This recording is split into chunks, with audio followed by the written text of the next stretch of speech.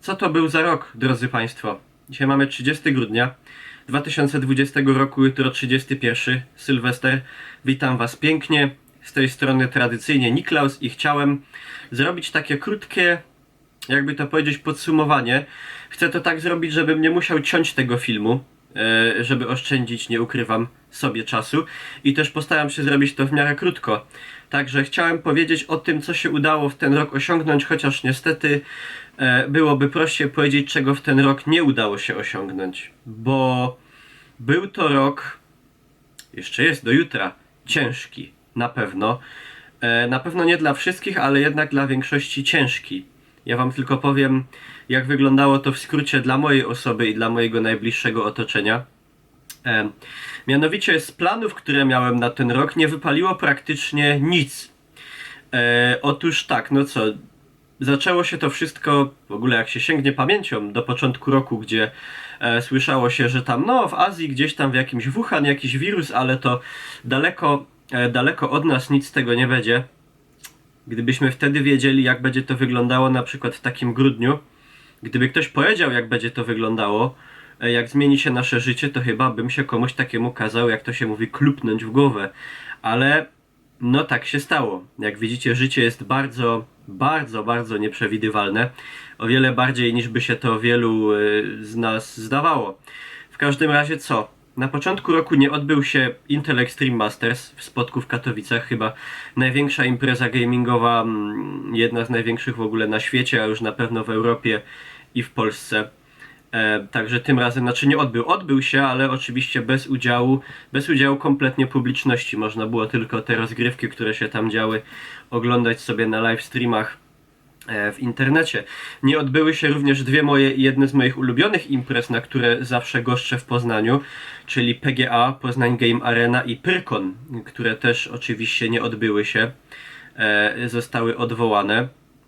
Bardzo te imprezy lubię, to są takie od chyba 7 lat bez przerwy, chyba opuściłem tylko jedną z tych dwóch przez wszystkie te lata.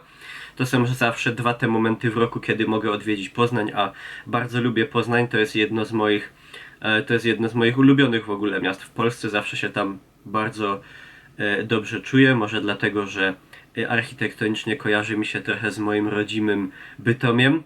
Ale no niestety nie odbyło się to. Tak samo największe imprezy gamingowe na świecie, czyli E3 i Gamescom, odbywały się też w taki sposób, że tak powiem, na pół gwizdka. Też oczywiście bez udziału gości, bez udziału żadnej publiki. Wszystko w formie live streamów, ewentualnie łączenia się z jakimiś twórcami i tak dalej przez jakieś wideo, rozmowy, konferencje. To się również nie odbyło. Planowałem też taką wycieczkę po Śląsku. Chciałem odwiedzić z Katowic, pojechać do Opola, czyli stolicy Górnego Śląska. Chciałem odwiedzić Wrocław, Karpacz ze świątynią Wank, Zamek Książy, Górę Świętej Anny, Sanktuarium Świętego Jacka i z tego oczywiście, z tej całej podróży chciałem nagrać takiego vloga, taką relację.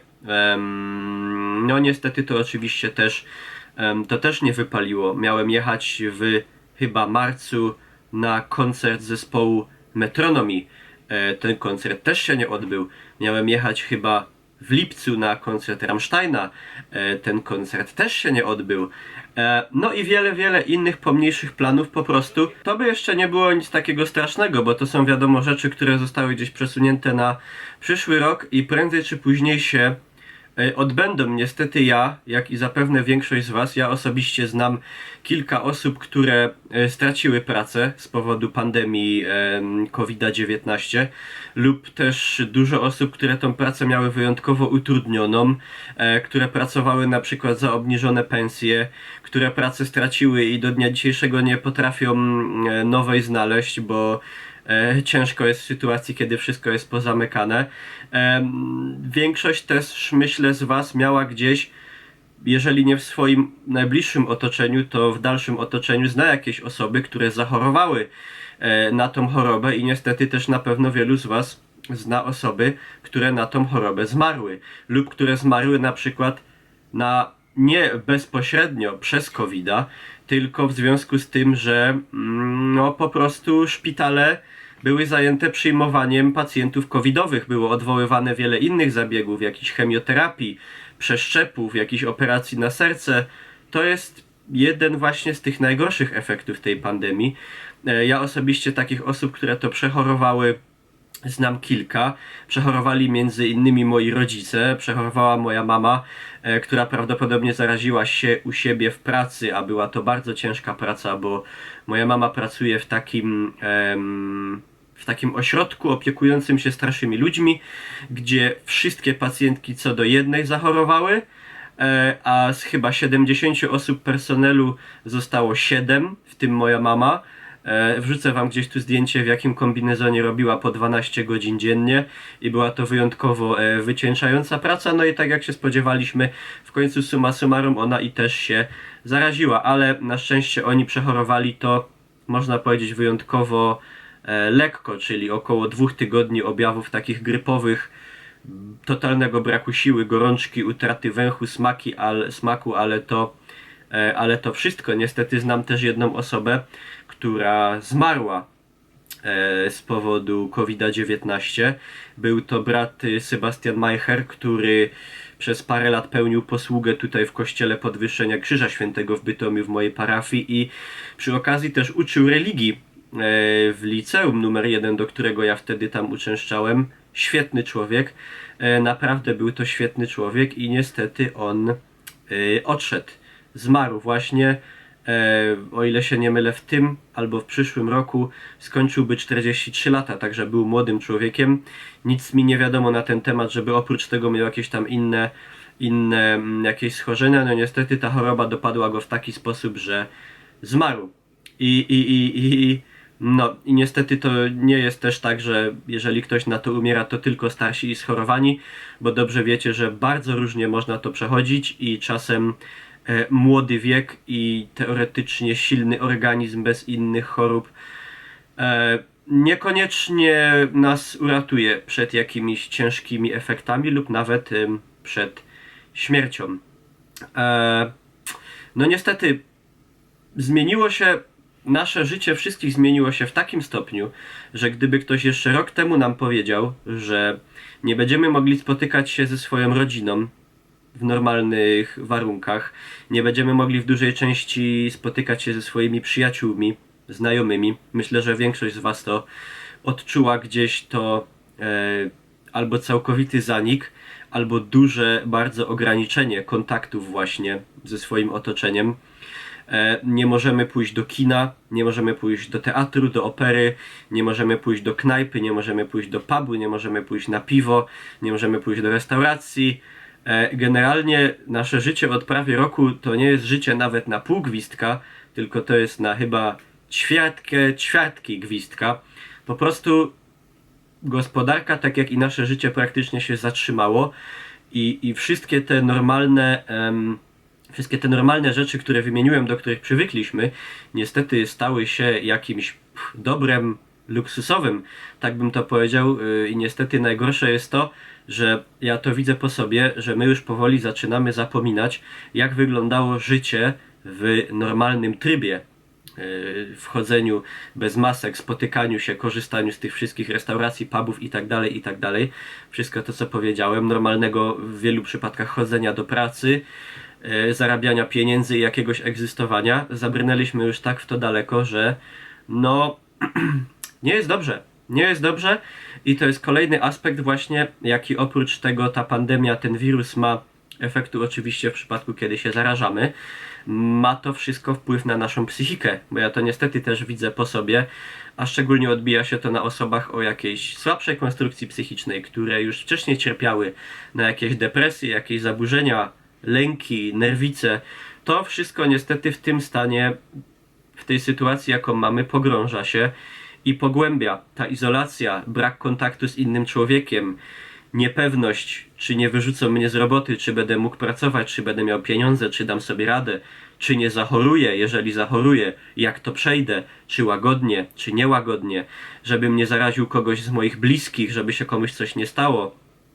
Przy każdym jakimś najmniejszym przeziębieniu człowiek już jest przerażony, że a co jeżeli to COVID, a co jeżeli kogoś zarażę, co jeżeli będę ciężko przechodził, czy nie umrę czasem.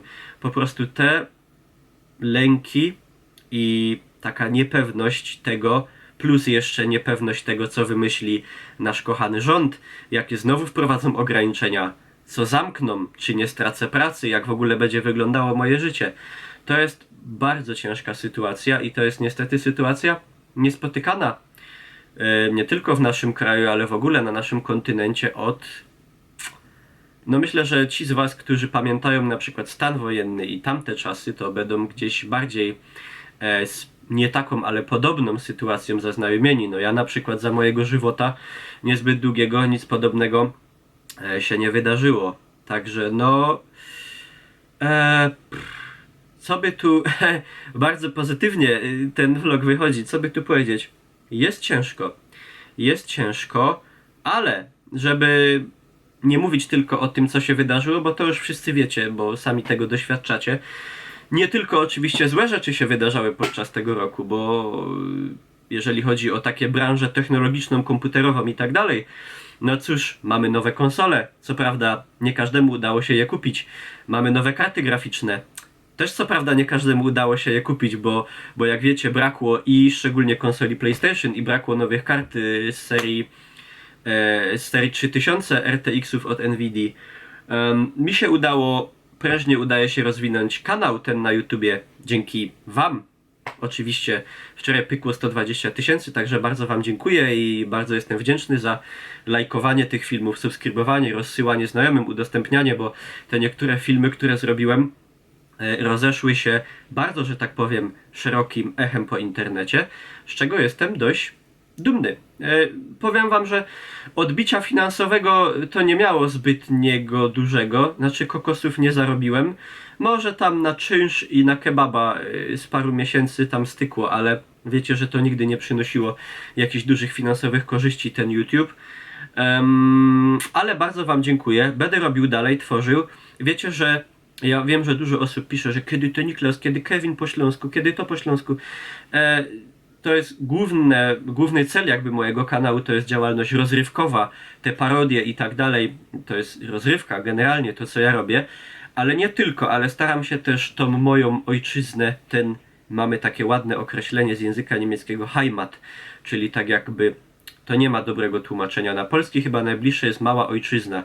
Ja ten Górny Śląsk staram się wam też przybliżać w przypadku niektórych materiałów tak bardziej na serio, żeby szczególnie mogli go poznać dobrze ci ludzie, którzy na przykład nie pochodzą w ogóle ze Śląska i mają mgliste pojęcie o tej naszej pięknej krainie.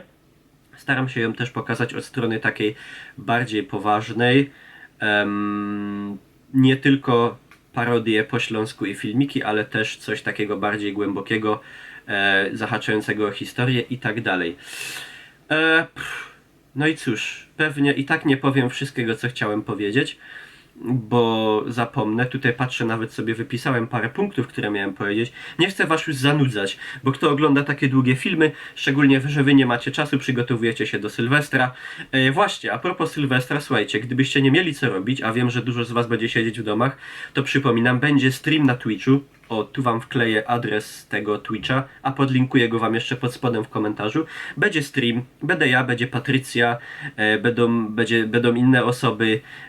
Pogramy, pogadamy, pośmiejemy się, zjemy, wypijemy, także będzie fajnie. Ogólnie na tego Twitcha zapraszam, bo ja tam spędzam większość mojego czasu, który poświęcam, że tak powiem, czasu zawodowego. Chociaż wiadomo, że praca to jest jak się klupie kilofem albo łopatą macha przez 8 godzin i potem ma dość życia, a nie siedzenie przed komputerem. I cóż, pożyczę wam w tego 30 grudnia od razu. Ja tak zawsze takie życzenie składałem ludziom, żeby przyszły rok był nie gorszy od tego, który mamy jeszcze teraz. No to tym razem muszę zmienić to moje życzenie i życzę wam szczerze i z całego serca, żeby przyszły rok 2021 był lepszy niż rok 2020. Oby był jak najbardziej, jak najwięcej lepszy od tego roku, który był średnio udany. Oczywiście zdaję sobie sprawę, że to nie będzie tak, że wejdziemy w 1 stycznia i nagle wszystko będzie super, ale mam nadzieję, że jakoś z tego całego bagna wybrniemy, żeby może był bardziej podobny do roku 19, bo generalnie w roku 20 zatęskniłem za 19. Także życzę wam czego? Oczywiście zdrowia dla was i wszystkich waszych bliskich, rodzin, przyjaciół, żebyśmy się wreszcie mogli z nimi w normalnym w miarę trybie spotykać. I życzę wam silnej psychiki, na pewno, bo to jest wyjątkowo nam chyba oprócz zdrowia fizycznego najbardziej potrzebne. Silnej psychiki i umiejętności nie przejmowania się. To jest bardzo trudna umiejętność. Nie przejmowania się tym, na co nie mamy wpływu, a dobrze wiecie, że życie doświadcza nas czasem ciężko, a my kompletnie nie mamy na to żadnego wpływu. Także generalnie jak najmniej przejmowania się tym, na co żadnego wpływu nie mamy. I w miarę umiejętności ogarniania tych spraw, na które wpływ mamy. No i co? To będzie tyle ode mnie. Bawcie się dobrze. Owocnego Sylwestra. Na YouTubie widzimy się w przyszłym roku, 2021.